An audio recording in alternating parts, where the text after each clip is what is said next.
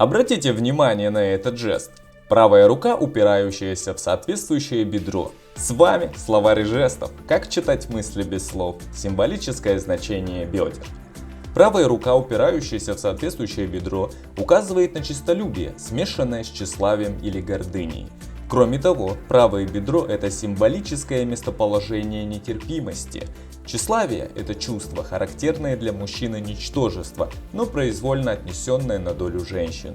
Ведь тщеславие, впрочем, как и гордыня, это чувство, связанное в большей степени с рациональным мышлением, чем с эмоциями, а значит, зависящее от полушария янь. Разве Мишель Серо, исполняя роль с переодеванием в фильме «Клетка для чудаков», не опирался систематически правой рукой на бедро, когда желал подчеркнуть нетерпение или раздражение своего персонажа? Подпишитесь на канал, чтобы иметь доступ ко всем жестам, которые помогут вам понять человека, а не его слова.